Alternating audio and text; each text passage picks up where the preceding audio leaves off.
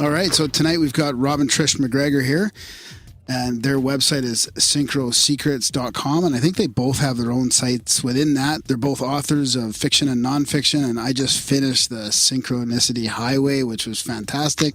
So definitely want to chat with that. There's a lot of stuff that we talk about here on the show that you guys are writing about and researching. So we'd like to welcome you to Grimerica. Thanks for coming on. Well, thank you. I love the title of your podcast. Oh, well, it's thanks. Very different. Well, it's actually a bit of a pun because Darren's last name is Grimes, but it actually it kind of fits with Grimerica as well, like with what's going on. So, and a fellow that helped us get started, Red Pill Junkie, made our logo, and it really fit with the UFO with the headphones and the Moai and all that, and I felt like I'd seen that somewhere before, and he just created it out of nothing. So. Yeah. I bet he was an abductee. Looks like one of those statues from Easter Island. Yeah, exactly. Right. So, and just so you guys know, we've been talking about synchronicities on the show for years now. We, listeners. We have a bunch of jingles. We have a bunch of we had listeners that even made jingles, and we have listeners sending in emails. And Darren has been known to rate them as part of the third-party Canadian independent rating system. Yeah, it's all good fun, but seriously, we've been it's been something that we've been, I don't know, ever since we started the podcast, really. But I think I heard you guys talking about this way back, like probably 7 or 8 years ago. Probably around 2010. That's when we did 7 Secrets of Synchronicity. Yeah. And I think we were on Coast to Coast and on a bunch of radio shows for that. Yeah, and maybe even podcasts back then, maybe, or... Sure, I think there were some, yeah. There were a few. Yeah. Not like now, though. Yeah, exactly. Because I do remember, and I went to the UFO Congress in 2013, and oh, you're a helper. I was a volunteer there. So, but I don't know if you guys were there at all. I mean, but I definitely heard about your work, and it's good to finally get to talk to you guys. And also, like I said, I just finished reading your book, which is pretty mind blowing. Lots of good stuff in there about some crazy synchronicities and just contact. I mean, it's just so much of it resonates with what we talk about on the show. So I don't know where. Let me ask you a question. Do you ever find that people don't know what synchronicity is? Like when you say the word? Less and less. Yeah, less and less. Yeah, that's what we felt too. Yeah. Well, because when we first started writing about this, we'd get these strange looks. Well, what language is that? But we're surprised by the number of people who don't know the word precognition. They don't know what we're talking about. We just had a book out earlier this year called "Sensing the Future" about precognition, and just. But if you say omen, they know what omen. They know what an omen is, and it's not good. Well, since we're going to jump into all kinds of synchronicity talk and stuff like that, maybe it would be fitting if I started the show with a jingle. You want to play a jingle? Oh, good. Okay. Set the mood. I'm a rambling Graham with synchronicities all over the web. And Darren is skeptical about everyone and don't believe it yet. We could close with Synchronicity City. Yeah, we'll close with another one. There you go. So how did you guys end up, in this thing in 2010, the 7 Secrets of Synchronicity? I mean, some of that in your latest book, Synchronicity Highway as well? Okay, here's how the whole thing started. I mean, I know you've probably told the story a million times, but I think it's probably worth talking about. 36 years ago, you ready? I had my first date with Rob, and I said, "Do you know what synchronicity is?" He goes, "Yeah, I think I've heard of it. That's like meaningful coincidence." And I thought, okay, he's a keeper. What day was nobody it? else I'd ever dated had any clue. What synchronicity was. Right. And Trisha's we're teaching English as a second language to Cuban refugees after the Mario boat lift. And I was working as a reporter for a newspaper, and I interviewed her for an article, and we just met that way and started talking, and we both realized that we wanted to get out of our jobs and Badly. be freelance writers. I was doing freelance magazine articles, but I wasn't ready to quit my job yet. And Trish was, meanwhile, just finished her 6th unpublished novel when I met her. And she gave it to me. I read it over, and I suggested some revisions, and she revised the book, and that sold. That was her first. Yeah, I thought definitely a keeper. That was her first novel.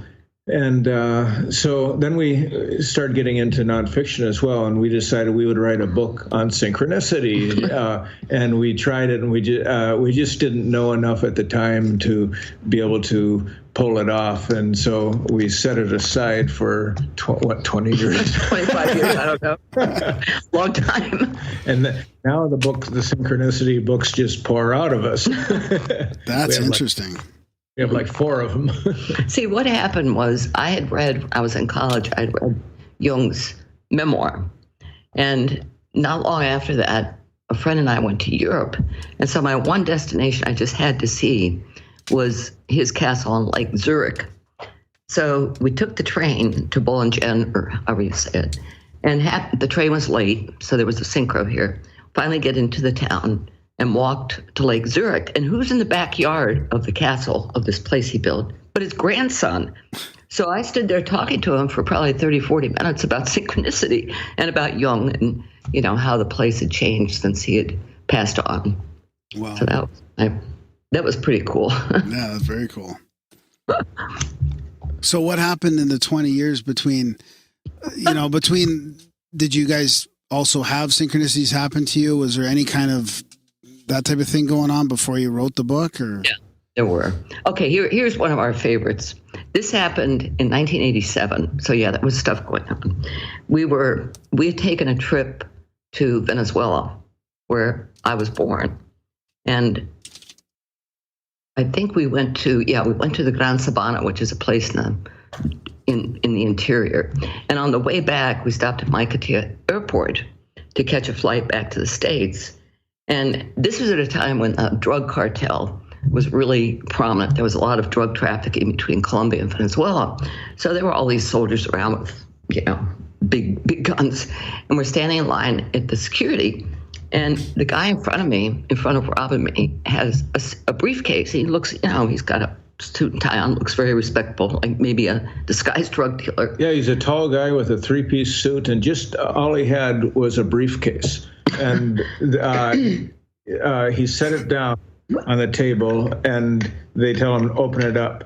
And he unlatches it, slowly lifts it up, and everybody, the soldiers with their guns, and lean in, and we're right behind him. We lean in. There's only one thing in the briefcase, and it's a novel by Trish. But it was one I'd written under a pseudonym of Allison Drake. So it wasn't even like I could tap the guy on the shoulder and say, hey, I wrote that book, because I didn't have any proof that was me. But that was one of the best. Yeah, and the title of the book was Fevered. And so it was kind of a fevered pitch at that moment, too, which is very strange. Yeah. Yeah, I noticed a lot of, in your book, there was so many really intense synchronicities with, I can think of a couple, like the name ones with people with the same names. Stuff, you guys must have done a lot of research, from gathering all these stories from around the world, really. Well, when we started this blog in 2009, it's blog.synchrosecrets.com. That's where we post most of the stuff. And we've gotten a lot of the stories just because people, at least in the beginning, people didn't seem to have anybody they could talk to about what they experienced, and also, we touch on the paranormal and UFOs and all the weird stuff that interests us. And apparently it interests other people too, but they don't have anybody around to discuss it with, because other people look at them and, oh, you weirdo, So they could come on our blog and leave all their stories. And then we got to know a lot of these people. Yeah, so we've gathered a lot of stories. How many? We've over 3,000 posts. 3,000 blog posts, and so we use that as a reservoir for a lot of our books, where it just really helps out. And it helps flesh out what synchronicity is and how people experience it. Well, maybe there's a new one. So your guys' first date was in 1981? Yes. What day? Yes. Was it? November. Shit. Okay. Yeah, he doesn't remember. I do. I remember dates. It was like right before Thanksgiving, 1980. Oh, Then we got married in July of '83. I was born on March 10th, so it's a miss. Oh, a Pisces. One of these days, Yeah, you're we're much gonna younger hit. than we are. Graham's not. Darren's trying to calculate a synchronicity with the dates here. Trying to work something out. Number synchros are fascinating. You know, where people go through these periods where they see 1111 or 111 or 11. We found a lot of those. Yeah, yeah. So what is your definition of? Or I know you guys have it in your book there, but do you guys have like a definition that you agree upon? Yeah, basically, we consider synchronicity to be when similar inner and outer experiences come together that don't require cause and effect, and are meaningful to the observer. So, for example, just if you're thinking of somebody from high school who you haven't talked to for years, and suddenly you get a Facebook friends request from that person minutes or whatever after you are thinking about that person, that's a synchronicity. It could also be considered telepathy. It could also be considered precognition, all three actually. Yeah.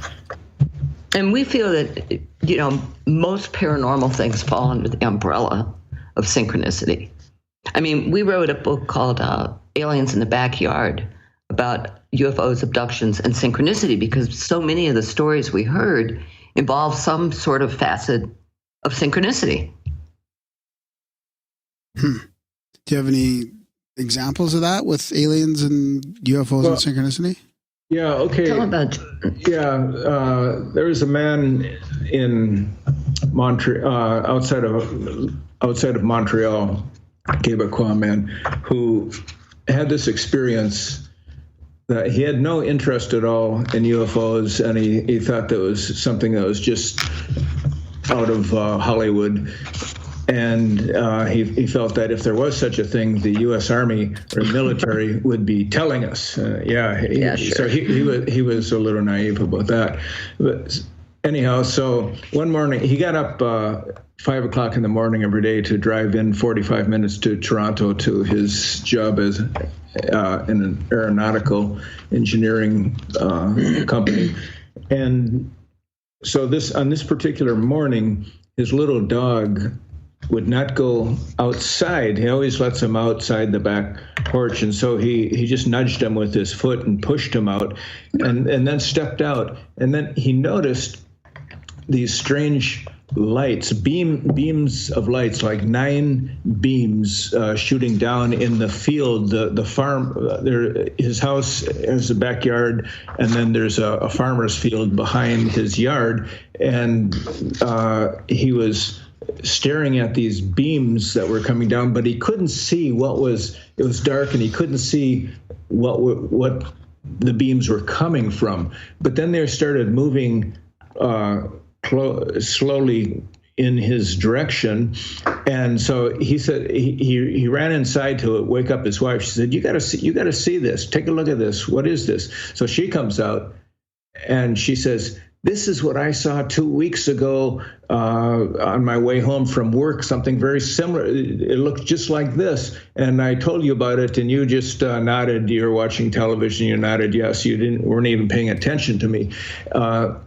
So they're standing there talking, and suddenly this craft, like a UFO, a disc-shaped craft, comes in their backyard. But it's like on the edge. Yeah, it's like a coin on the edge. It's standing up and comes inside this weeping willow tree, between the weeping willow tree and the house, coming right at them. And there's he turns around to pick up his dog because he wants to get out of there. He reaches for the dog, and there's this beam of light, the golden light surrounding the dog as he's reaching for it. And that's the last thing he remembers. The next thing he knows, he's in the shower. He's taking a shower, and he has no idea how he got there. And his wife is sound asleep in bed, and he's totally confused. But there's no missing time. It's like time contracted. Because he still made it to work on time, but he just locked his door of his office and just broke down because he didn't know what happened to him. And he went through some very difficult times after that because of that experience. But tell him about the synchronicity. Yeah, right. Okay, so it was that happened in March of 2011. 2012 in February, he thought about this every day of what happened and trying to figure it out. And so he goes into a bookstore in Montreal in a mall, and he rarely goes into bookstores because he has to read all day long in his job. And so he just likes to relax at night and watch television usually. So he's not a real book reader, but he went in and just started looking around, and he saw a book that attracted his attention. He pulls it off the shelf, and it turns out to be the 7 Secrets of Synchronicity. Which was translated into French. Yeah, and had been translated into French. He picked that up and bought it, took it home. So then a couple of days later, he's read 2-3 chapters, and he decides to go on the internet and look up synchronicity and UFOs to see what comes up. And what comes up is this picture he sees with this beam of light coming down into a field, and he thinks, that is so much like what I experience, he's thinking. And then he sees, clicks onto the picture and sees it goes to a blog, and the blog, he sees there's a story there, a UFO type story, related story, and then he looks at the blog and he realizes the people who have the blog are the same ones who wrote that book, us. And he said, then he realized he had to contact us because of that, so it's synchronicity about synchronicity and UFOs. Yeah. And so that's how we met him, and that's how we got his story, which is the main central story of aliens in the backyard. So then we started looking for UFO alien stories that did have synchronicities, and found that so many of them do. Yeah. Any ones that jump out or that our listeners might have heard of? Any famous cases? Well, I'm trying to think here. It's 10:30 now. Yeah. Thanks for staying up late for us. I mean, we've had Mike Cleland on, so we're familiar with some of his crazy synchronicities with the owls and the Mike Cleland's got a lot of the owl stuff. Yeah. He's well, actually, there was an experience we had with Bud Hopkins.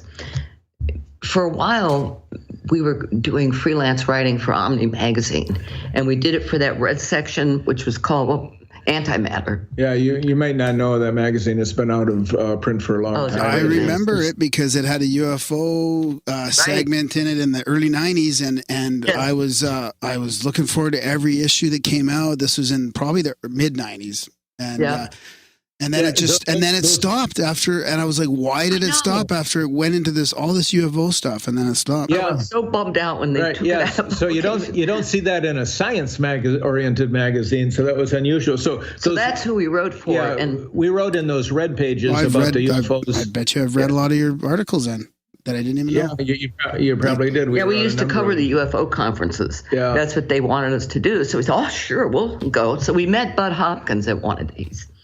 And he had been on the radio the night before and had gotten a call from this woman who claimed that she had been abducted, and she wanted him to hypnotize her. Well, he needed a ride. So we rode with him up to, the conference was in Hollywood, Florida, and we drove. It was about 40 miles north of where she lived, and so he didn't have a car. He just taken a taxi from the airport. So this gave us an opportunity to meet him and spend some time with him and see him in action, because he was doing a lot of these cases with people who were having missing time and abductions. So we went with him and observed the abduction, the hypnosis. Hypnosis, and it was a strange situation because the her husband was an interesting character. He's a big guy with silver hair and a big beard, and he had this gold Satan thing around his neck, and he was dressed in black. And he dressed in black, and he used to be a Baptist minister, and he said he switched sides. And I think, wow, where are we? And so meanwhile, the wife had these strange abduction experiences, and so. But she, okay. Explain what happened. Yeah. To her. Okay. So anyhow, so she goes. He takes her back to the experience, and she describes this craft. Actually, she didn't see the craft.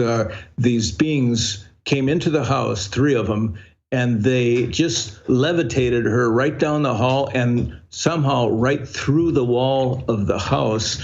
And then they were in this beam of light being taken up to the craft, and they were slowly rising up.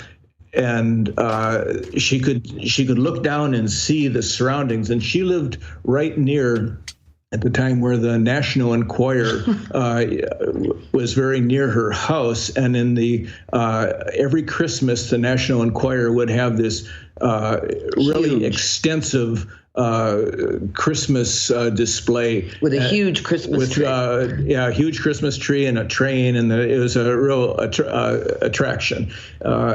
And so, as she's being lifted up there, she points to the Christmas tree, and it was so funny that Bud says, "What was their reaction?" She said, "They're not impressed." And so, and if you remember, the National Enquirer is at that time was about the only publication that was regularly publishing UFO stories, and they later stopped doing that. But at that time, that was one of the things they were known for. So she was taken, and that was kind of a strange experience for her. But now, at a period about a month later, they came over to our house with another friend of ours who was a psychic who wanted to hear their story. And a couple of them. Yeah, there were a couple of them. And while they're telling their story, we were sitting in the living room in the place where we live, the townhouse, had sliding glass doors that looked out onto the parking lot. And all of a sudden, I see something darting around in the cars out in the parking lot. Excuse me, I have a cat on the table here. Sit down. No, the man, there was somebody who came right up to the sliding glass door and was peering in at us. And this was like 1 o'clock in the morning. It was really late. And so then we ran over there, and then he's darting around between the cars. He's ducking down, and he's, if he could have just disappeared easily into the darkness, but instead he stayed in the parking lot where there was lights, and he would run between cars, duck down, and it was very bizarre. He's all dressed in black. And so we called the police, and the response was incredible. It was like 5 minutes. There were 7 or 8 police cars charging in, and we could not believe, 1 o'clock in the morning, where did all these cops come from? It turned out there had been a murder less than a mile away, and that they're investigating, and they thought this might be the killer. We don't know if he was or not. Oh, we felt he was an MIB. That was the whole thing. He was the man in black for sure. Wow. So what do you guys think about in your book, you have a chapter on colossal coincidences, and we've been talking to a lot of guests lately about the way these dates line up, or these things in, whether it's what do you think, Darren, like Hollywood or the occult type stuff, and the amount of coincidences, because it's not really like a meaningful coincidence, so I don't know if it could be called a synchronicity, but the amount of coincidences that add up for these events, or even so it could be an event, it could be multiple events, and Chris you guys Knowles gets into a lot of them. he gets into a lot of those. So you guys talk about some of these in your book, like the Titanic and JFK, and intertwined storms and 9/11, the Global Consciousness Project, all that kind of stuff. So how do How do you explain? What do you guys think is going on at the higher level? Like not personal synchronicities, but these. Yeah, I think to me these are global synchros. Yeah. I mean, you can watch any news night, and if it's something that's big, some big story, there's going to be a synchronicity. There usually is. Whether, 9/11, there were a lot of them. The Titanic, of course, if the Titanic had happened these days, people would be texting and Snapchatting while the boat was going down. But, back in 1912, or whatever it was, it's, hold on, I got to move my cat. I'm sorry. Wait a minute. Get out of here. There is some interesting synchronicities between the terrorism attacks of Aurora, Colorado, at when the premiere of the Dark Knight Rises, and the Sandy Hook killings. Yeah. That is very strange because in that case, the Dark Knight Rises, the man was entering and they in the theater with his gun, and people thought it was a gimmick because it was the first day of the opening, and he starts shooting, and then of course they know it's not a gimmick. And when the movie starts, the same thing happens. There's a guy entering a theater shooting people. But what's really weird is that in The Dark Knight Rises, there was the name Sandy Hook is written on a map that's seen in the movie, and that happened, only 5 months or something? And the name Aurora also appears in The Dark Knight Rises. 5 months, 1,800 miles apart. It's almost like the universe is saying, okay, all these things are connected. If you, and you'll realize what the connection is if you can, pay attention. Yeah, I kind of agree. It's almost not... it doesn't seem to be possibly human created. Like I feel like there's a bigger thing, and it reminds me, and I don't know if you guys feel the same way, but it reminds me of like, a digital or a simulated universe. I mean, for some, the way these things are orchestrated from some higher, what can only be some sort of higher power. It's and you guys go through a whole list of these. Like if you were just to put all the little, stories and events that you have in your book. I mean, it's a huge list of these crazy, it really is. crazy, it's things like that you can't explain. Right. Mm-hmm. It's like we're only seeing a part of the picture. There's something larger going on that we're just getting little glimpses of it, and it comes through synchronicities. I mean, go ahead. But these are big global synchros, and they point to this connection, I mean, every so often we'll be watching Rachel Maddow or something, and she'll say, yeah, listen to this coincidence. I'm thinking to myself, look, I bet she knows what synchronicity is, but she doesn't want to use the word, but she recognizes, it's about recognizing patterns, that are bigger than us. Speaking of recognizing patterns, what do you guys think about the thought that these synchronicities are kind of little, almost like deja vu in a lot of ways of some, but the opposite of, instead of being deja vu of a past event, a synchronicity of something is some glimpse of some future reward or some future of, not doesn't have to be good per se, but it's some sort of future something that's significant enough that you're noticing the very early droplets of it. Right. Yeah. Yeah, we wrote about a number of things like that in our Sensing the Future book. We also wrote about it in a personal way, that these things, precognition happens to people. But like with this Dark Knight Rises and the Sandy Hook map or whatever it was that I just mentioned, that was precognitive. Yeah. On somebody's part. Maybe the people who wrote the thing. I mean, there was a case of The Simpsons, remember? Yeah. When we wrote about The Simpsons? Yeah.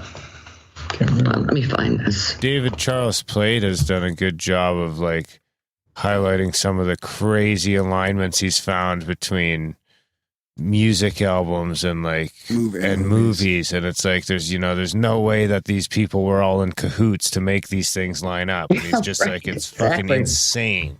Well, part of it, I think, is that creative people, when you tap into that zone, you tap into the collective soup. Right. Anybody who's creative could go into that soup and find the same thing, but maybe not in the same way. That's why inventions are created at the same time, maybe across the world, and 100th monkey, baby. Yeah. It's so fascinating. Yeah, there's an artist, I can't think of his name now, unfortunately. He painted this huge mural in, I think it was the late 80s, and it shows a picture of both nature and also a urban setting, and it shows the Twin Towers, and it shows them burning.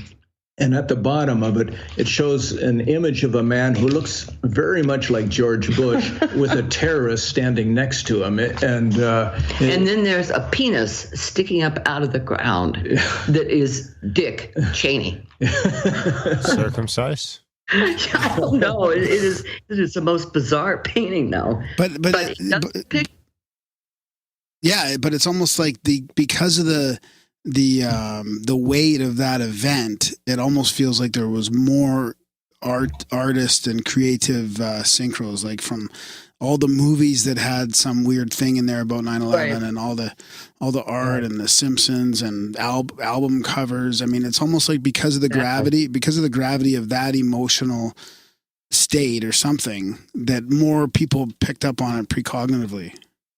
Well, in that September 21st, 1997 episode of The Simpsons, Lisa holds up a magazine that has this large 9/11 and New York City map on the cover. The 11 is created by the Twin Towers, and the 9 is actually part of the headline of the magazine's cover story about a $9 bus fare to New York. But when you see them together, the magazine title says New York 9/11. Yeah. 1997...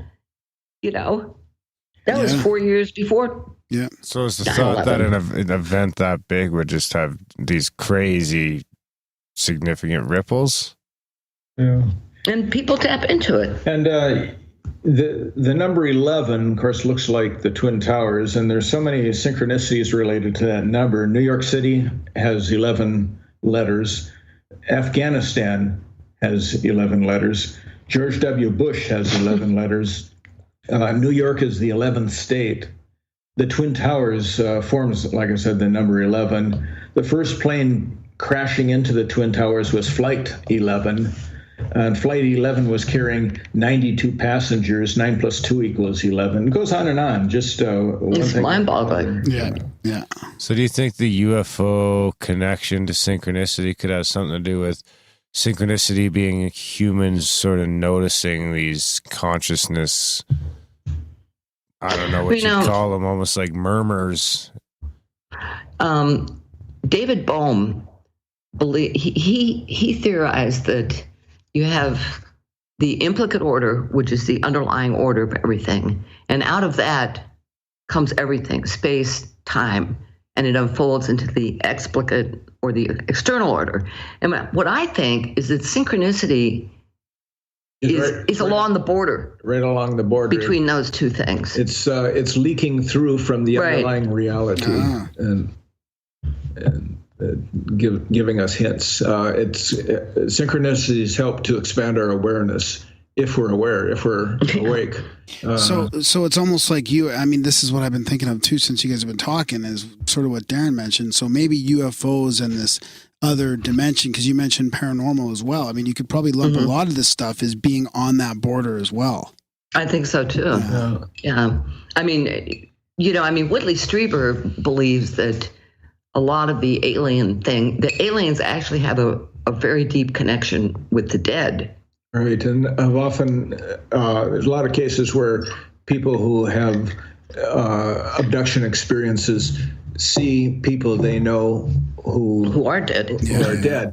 And so then the question is, are the aliens bringing them there just to comfort the person, but actually it freaks them out even more that you have aliens and the dead friends together. And There is one particular case of a person who was abducted after going to a rock concert, and when the experience she had was that as she's put on this table, who comes in the room but the lead singer from, I can't remember the name of the group now. I can't remember either. And she says, "What's he doing here?" And they telepathically tell her, we thought that's what you would like. And then he morphed into an alien. Then he morphs into an alien. So there's a question: are the dead really there, or are they just appearing to present the image of a dead person, or somebody, in this case the rock singer that she had just seen? Yeah. Wow. Well, I mean, we might as well get your take on, a couple different topics that are obviously related, but since you guys are here, like abductions, of course, and then disclosure as well. I mean, we might as well talk about a couple of those things. So as far as abductions go, like, you guys have done so much research over the years. Do you think that, what's your take on that? Well, here's one thing. After we published these 9 blog posts on this Canadian man, it started with the first one. We started getting on our counter hits from every acronym government agency, including the Royal Canadian Mounted Police, who stayed on for 8 hours. No. It was like they assigned somebody. Yeah, they assigned somebody to do that. Yeah, that person would lose his job if they're So this is when you started your synchro blog? Yeah, well, this is when we did these posts on this this Canadian case. Case. We published 9 articles related to 9 posts related to this particular case, and that's started attracting the attention of all the NSA. We had, DNA. Let's see, we had the Department of Defense, the FBI, the U.S. Department of Defense Network Information System, the Navy Network Information System, the FCC, the Department of Defense Network, and the Social Security Administration, which I thought was interesting. When was this again? How long ago? 2000. This was in 2013. 2013. Yeah. Wow, holy shit. Okay. Yeah. And then the 754th Electronic Systems Group, which I had to look up. There's some, if you Google them, they are some very weird organization, government. But, and that led us to believe, oh my God, none of these people know what's going on. So they're reading these things thinking, okay, well, here's another piece, And it seems like each agency knows a bit of the story, and they're trying to find out what everybody else knows and put it together. So, I mean, there was the concept that after the Blue Book came out that there was no more investigations by the government in UFOs is just bogus, because it definitely continued. And now with these revelations that came out a couple months ago, that there was another organization that lasted for 5-6 years that was investigating UFOs, and the guy. It was the beginning of disclosure then, New York Times. And it was on. And the significant thing, it was on the front page of the Sunday New York Times, and to get any kind of article in any page on the New York Times is very difficult, and they spent like weeks. Working on this and digging into it before they published it. So that is. We just spent 2 days with Whitley Strieber. His wife, who died in 2015, had directed him to come to this spiritualist community that's north of Orlando called Casadega. So we know him from his podcast and having been on. So he asked us if we could come up. And it was actually a synchronicity. Yeah. He had emailed us and asked us, have you ever heard of Casadega, Florida? And oddly enough, we were in Orlando at the time, which is about half an hour away. And Trish wrote back and said, yeah, I just gave an astrology workshop there yesterday. Wow. So then Whitley said, okay, and he decided he had to go there. It's a spiritualist community. Where everybody talks to the dead. Yeah, everybody has little placards on their doorstep and by their gate, their Reverend so-and-so, mediums and psychics, and so it's a kind of a fascinating little. So he also told Peter. Yeah. So we also met. Have you ever had Peter Lavenda on your show? He's a very interesting. Yeah. Well, he's on the wish list for sure. We've been talking about it. Yeah. Yeah, we've known Peter for years. So he met us up there too. He was up send there. Send him our email. Okay. Yeah, he's quite. He's fascinating too. He's this Tom DeLonge stuff that he's doing is really interesting. Yeah, he wrote the Tom DeLonge's. Can't remember the name of the book. It's long. The Secret Machines, I think it's called. Yes, yeah, that's right. Yeah. I mean, they're both names are on there, but Peter is actually the author. Oh, I don't think I realized that. Wow, yeah, because he's got some really interesting work with his experiences in South America, I think, and the underground bases and stuff too. I mean, it's crazy stuff. Yeah, he's a mysterious character. I email him, and he's in Malaysia or he's in Amsterdam. He's moving around, and and and Whitley said at one point to us, who the hell is this Peter Lavenda anyhow, and like we're supposed to know. And because he has these connections with intelligence agencies, but he denies that he is a spook or a former spook. The thing is, if he was, he would deny it, and if he isn't, he would deny it. But one time he just told me right out that he was headed to California because he was going to a convention of retired intelligence agents. So what is that? Yeah, fascinating guy. And so we sat around that night and talked for hours. Just about all kinds of interesting, weird stuff. And the funny thing at Casadega, Trish and I been there many times, and we know some psychics. We have had many readings there. And we convinced Whitley to go have one of this particular woman, and then we said, "Peter, are you going to get a reading too?" And he said, "Well, I would, but." Then I'd have to kill her then. Yeah, exactly. If I told you, I'd have to kill you. Yeah. So knowing him, and do you think that this whole Tom DeLonge thing and this is legit, or is it more of a psyop, or what's your feeling on that? It is legit. Yeah.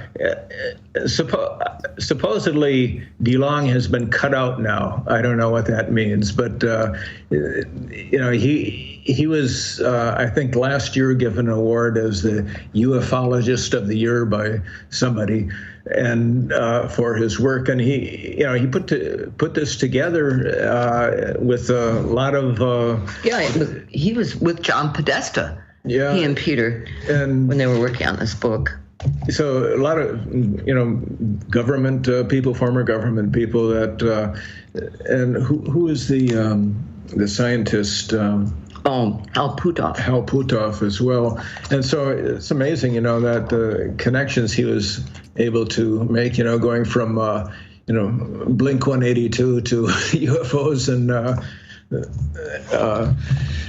Putting together this organization that he's involved in. I think Hal Puthoff is the one to talk to. He's been around for everything. Yeah, totally. Yeah. It's a remote viewing. Back from Stargate and all that, and yeah, I know it's fascinating. Book him, Grambo. How old must he be now?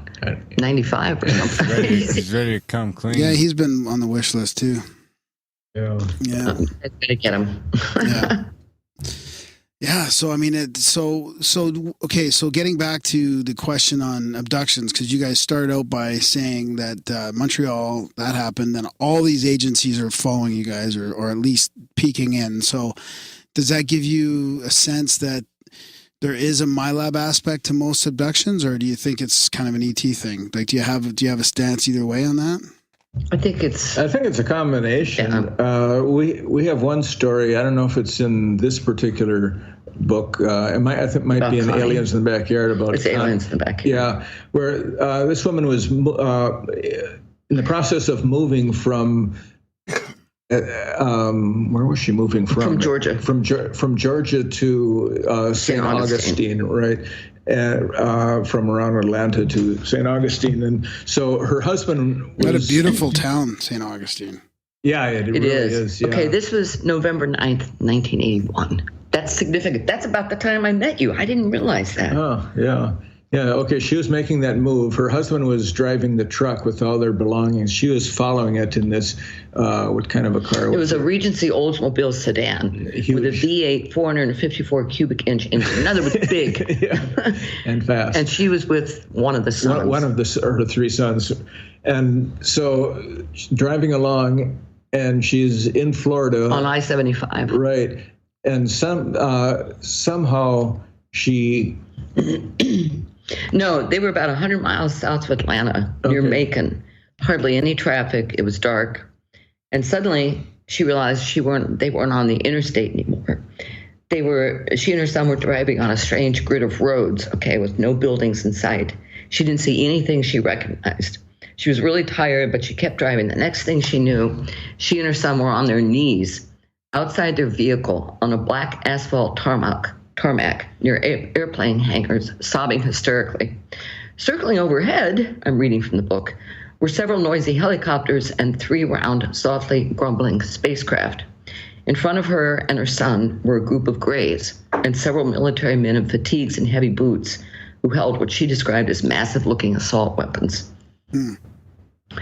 Talk about being freaked out. Yeah, that's crazy.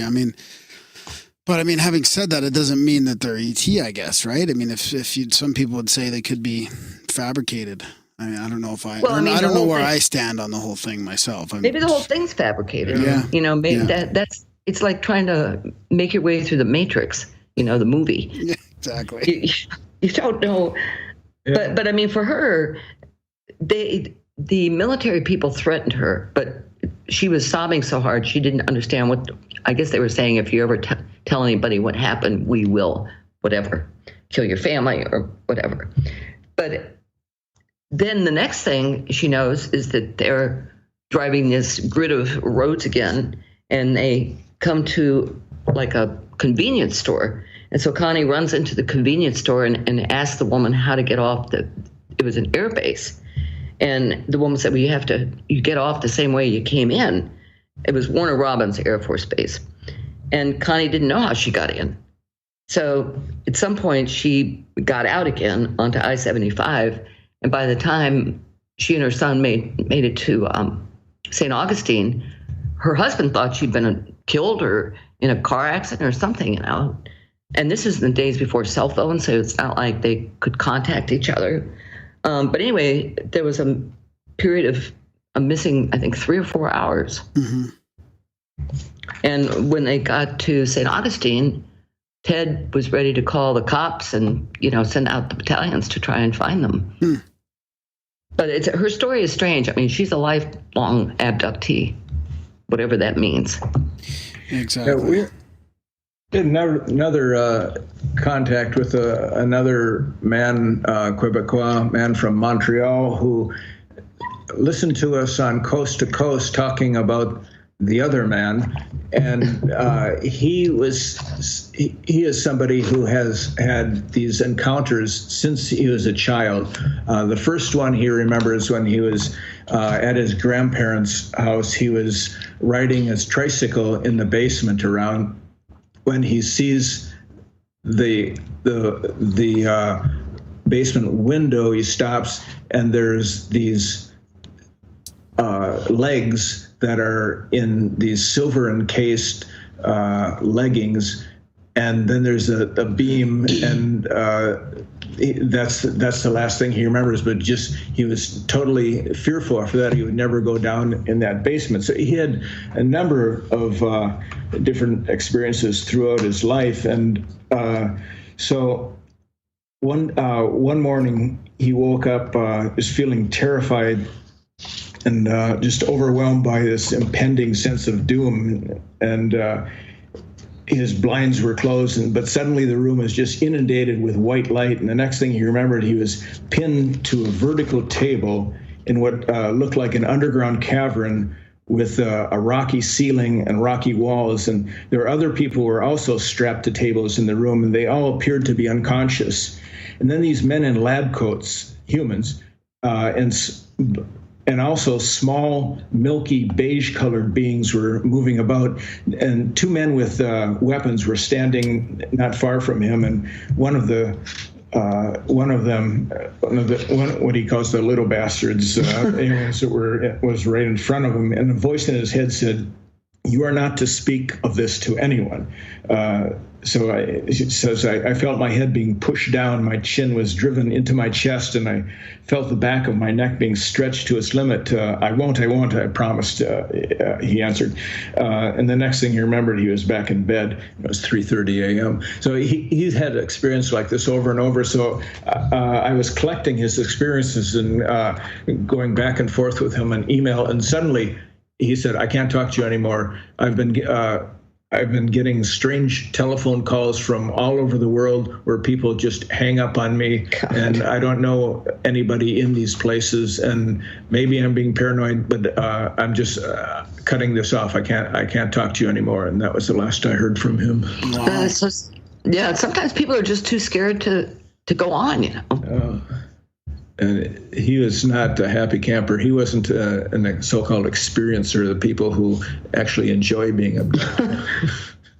I don't know if they enjoy it. It's just their attitude. Some of them do it. They have a positive attitude about it, and they think they're doing something worthwhile. Yeah, it's interesting to know that what the difference is between the people, you know, where they have the negative and positive experiences. Have you guys ever had any experiences yourself at all? Like whether it's just sightings or We've had sightings. Yeah.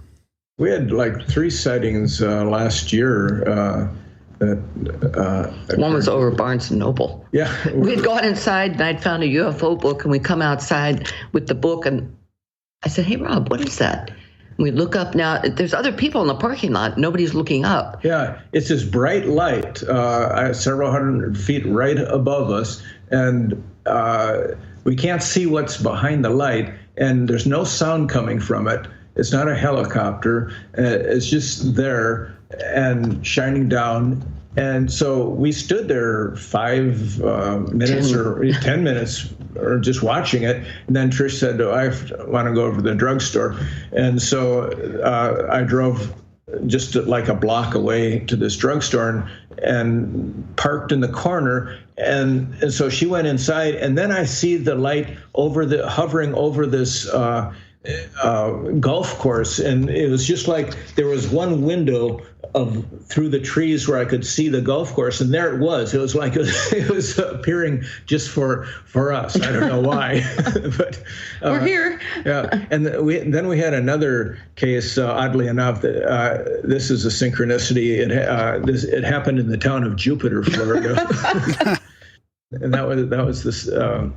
A few months earlier than that, we had met a friend who lived north of Jupiter in the town of Stewart, and so we met halfway up. We're near West Palm Beach, and so we had dinner with him, and then we went in our separate ways. We're coming back, and we see these red lights, and I first think it's like a radio tower. Or construction, lights that they put on construction stuff. I see it through the trees, and then we see an opening, and then we see these lights in the sky, and we pull into this vacant lot. There were a lot of them. Yeah, and there's this biker and his Harley, and he's freaking out watching these lights, and he's on the phone with his wife going, honey, the world as we know is ended. No. He was just totally flipped out with us. And so, we're watching these lights. I don't know what they were. They were just moving around, and then they just started blinking out. There were 8 of them. Yeah, it's very strange. Huh.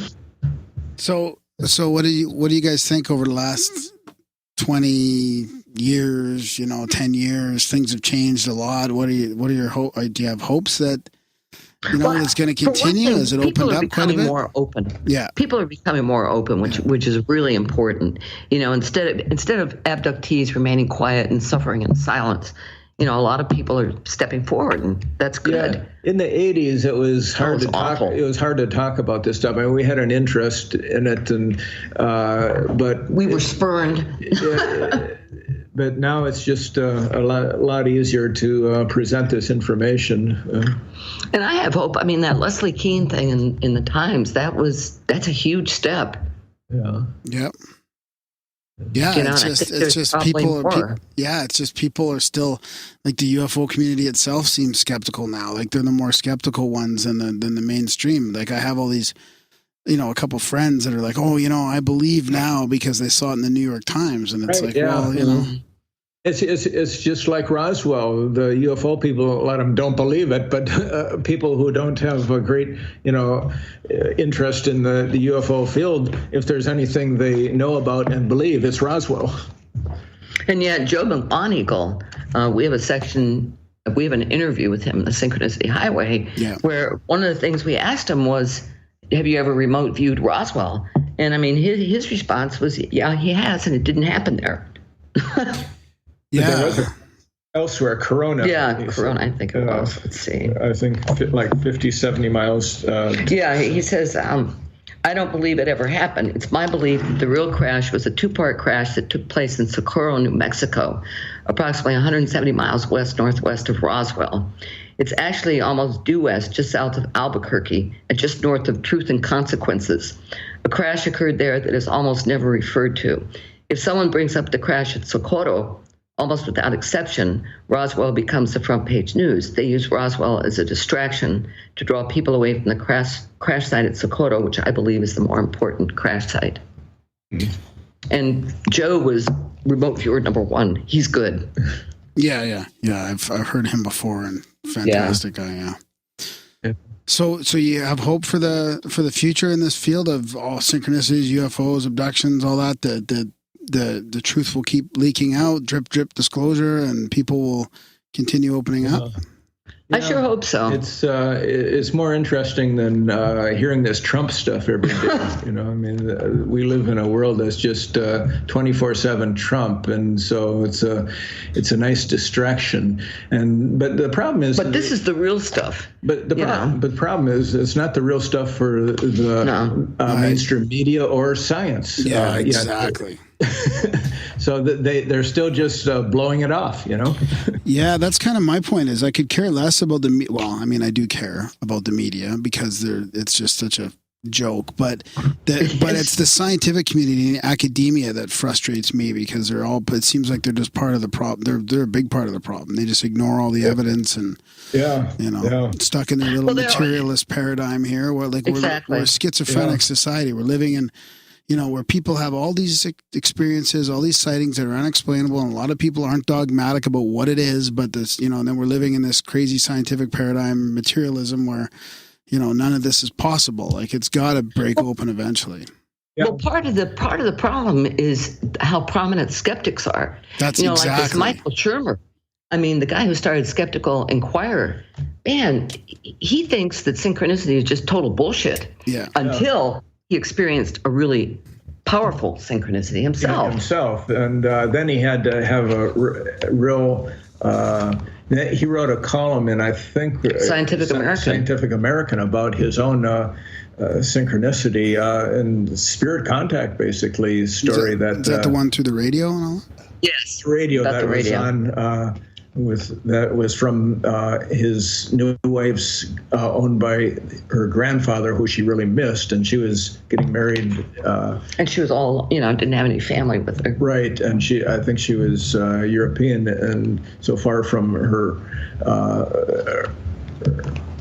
home and her origins. Yeah, and she origins. That radio came on just before the wedding, and then it's that radio, she had hung on to it just because it was her grandfather said it never worked at all, and then it was playing this like a romantic love song, and then it shut off. It played for a day, and then that was it. That was it. It never played again. Yeah. So he was impressed by that. Yeah. So how do you explain something like that? Yeah, Exactly.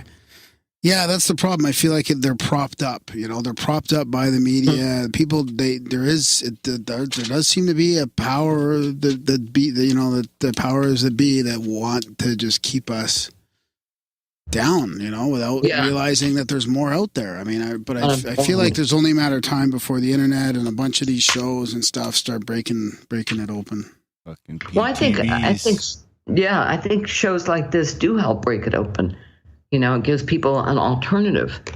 Well, and books like yours. I mean, you guys have been writing about this. How many books do you have out now about this? And it's just, case after case and story after story. I mean, you can't read all this and just ignore it. I mean, some of the synchronicities you guys put in there about the people with their names, the same names and the same stuff. Like you couldn't even put an odds on that. Like it's beyond chance completely.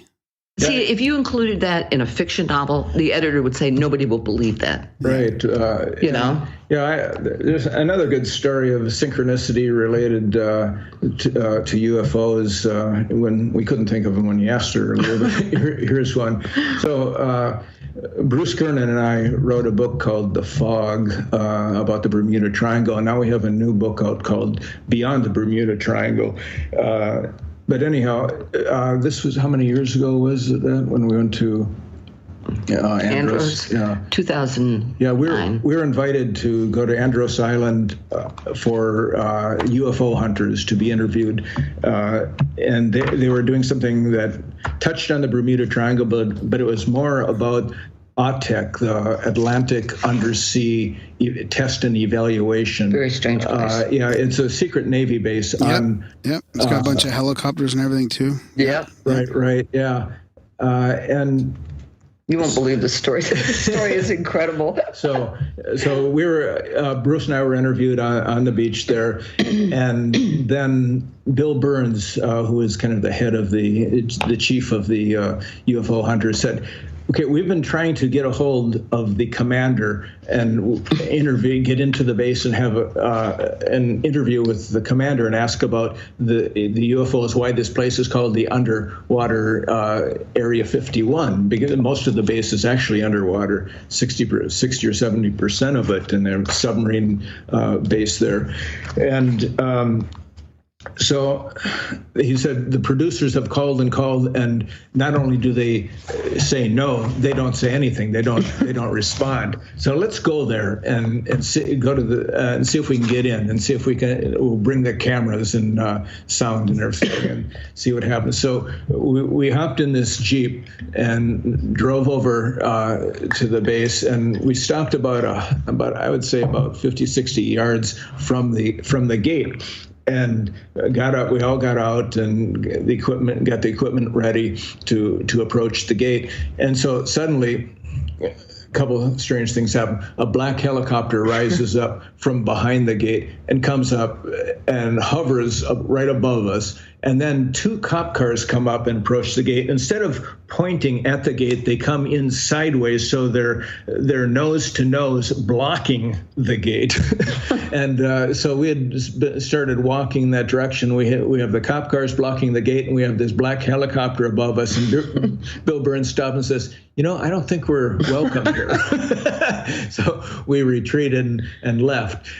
So move ahead 4 or 5 months it was. Yeah, 4 or 5 months later. That happened in April, and in September we were in Sarasota, Florida, helping our daughter move into her dorm. She was going to a college there.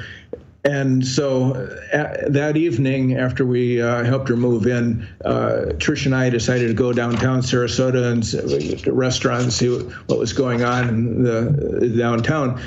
And we see this bar restaurant where it's kind of partially open and outdoors. And band. It's got a band playing, and it's very crowded. But we walk in and see if we can find a table. There's no tables, but there's a high top with 2 seats open, and it was virtually the only seats available in the whole bar. Or in the whole restaurant. We walk up and ask the people if there's anybody sitting there. They said, no, go ahead.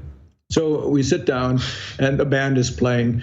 And when the band takes a break, and we start talking to these people, and who are we talking to but the commander of AUTEC? He retired. He retired. He was the commander in April when we were there, and he had just retired. And so we started talking to him, and I explained about UFO hunters and how we tried to get in to see him. And he looks at his girlfriend, and he says, I need another drink. And and then the band played, and it was hard to talk to him again. But I wanted to talk to him about the UFO stuff because he was very interested in listening, but he wouldn't say anything. But then he handed me his email address. I thought, this is great. I got his email address. Then he asked us if we wanted to go to another bar with him. And we should have. And we should have, but we didn't. We were tired. And we left, and I lost the email address. I just had a feeling you were going to say that. But what are the odds of something like that? The one that broke. Did you just try like xcommander@autech.com? No, didn't work. Yeah, right. Yeah. That was synchronicity at autech.com and see what happened. Yeah, is that a? So can I just summarize that again? So is that AUTEC base or that area, underwater area 51 near the Bermuda Triangle? Did you say? Yeah, it's Andros Island. That's kind of weird, isn't it? Andros Island is the largest island in the Bahamas, but it's almost uninhabited. Most of it is forest and sinkholes and underwater passages. Now, here's another weird thing. When we were leaving, Bruce was flying, and Rob and I were sitting in the back. And at one point in my life, I took flying lessons, and I was looking at his navigational equipment, and all of a sudden, the islands vanished. On the GPS. On the GPS. I said, Rob, this cannot be good. And so Bruce didn't say anything, and neither did his wife. We go on, get to Paradise Island or something, and from there he turns back towards Palm Beach and the east coast of Florida. And once we landed, it worked. So I said to Bruce, Bruce, what happened? He said, I don't know. What happened is he flew right over the base, which he shouldn't have done. Yeah. And we talked to somebody later who was a civilian employee and a former civilian employee. And I told him that story, and he said, "Oh, you got hit by an E-bomb." And Bruce had his equipment checked out the next day, and it worked fine. It worked fine the next day, but it just blanked out the radar or the GPS. That's crazy. I didn't realize that. You wonder what that whole island's like. All the underwater tunnels and AUTEC and.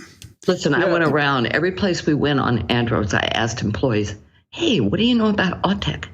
"Oh, nothing." Yeah. Get anybody to talk. They're the biggest employer. But however, the former civilian employees do talk, and we've met several of them. They had some really interesting stories.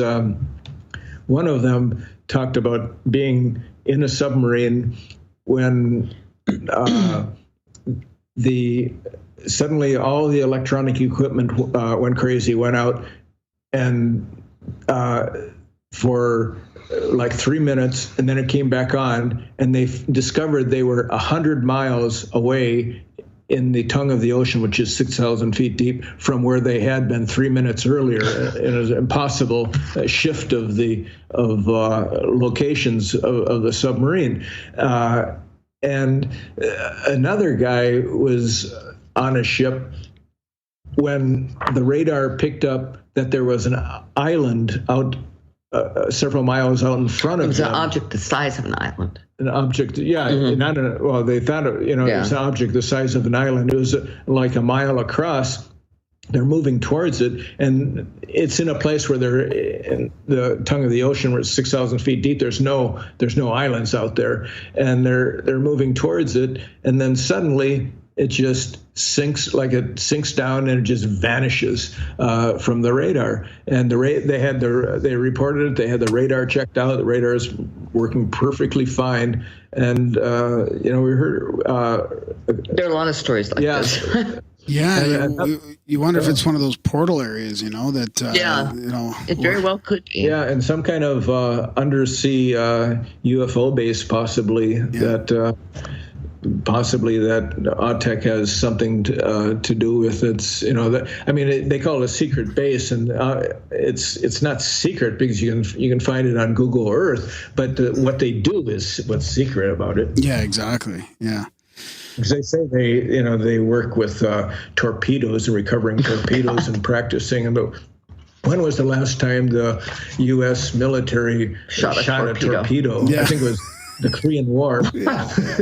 They're spending millions just to rent this space from the Bahama government just to shoot torpedoes. I don't think so. Yeah, that's a good point. Right on, guys. Well, it's been a good chat here. Do you guys want to say? Is there anything else you guys want to say before we start wrapping it up about your work? Or we're going to link to your website and all that. Synchronicities. Yeah. Well, stories. Yeah. But send us them first, though. We don't want to take away any from our show. But yeah, you're welcome to send it to you guys afterwards. Yeah. So what if we read some of yours that you've got in your book on the show? That okay? Yeah, that's fine. Yeah, I mean, Aliens in the Backyard would be of great interest to your listeners, just because it's about UFOs and abductions and synchronicity. But if you want to use any of the stories on Synchronicity Highway, go ahead and read them. That's great. No problem. Also, Sensing the Future, we've got quite a lot of strange stuff there about precognition and synchronicity. Oh, yeah. Precog's the one that you just came out with? Yeah, that came out in January of last year. Yeah. Okay. We call those ripple sticks. Of last year. Yeah. Yeah. And then what are you guys working on now? We have a book called Secrets of Spirit Communication coming out in August. That's kind of a follow-up to our book Synchronicity on the Other Side. Yeah. So that's the next one coming up. But we also write novels. We've always working on them. I have a whole other life, past life actually.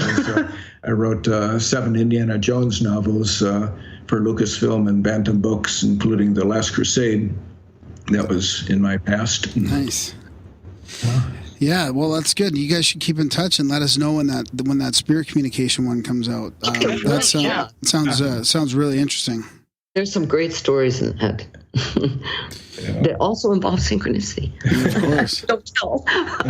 Right on. Well, thanks for staying up late for us. I'm gonna put all the links to your website and all that in the show notes so people can check it out. And when this goes up, just send us a link and I'll put it on. Blog too. Yeah, for sure. Okay, well, great. Well, thanks so much, guys. This was fun. Thank you. Great talking to you. Yeah, thank you. Thanks a lot. Okay. Okay, we'll talk to you soon. Okay, bye-bye. Yeah. Bye. I want a good score for my synchronicity. If Graham reads it out, then Darren might give it to me. Hey, don't you please rate it low. Yeah.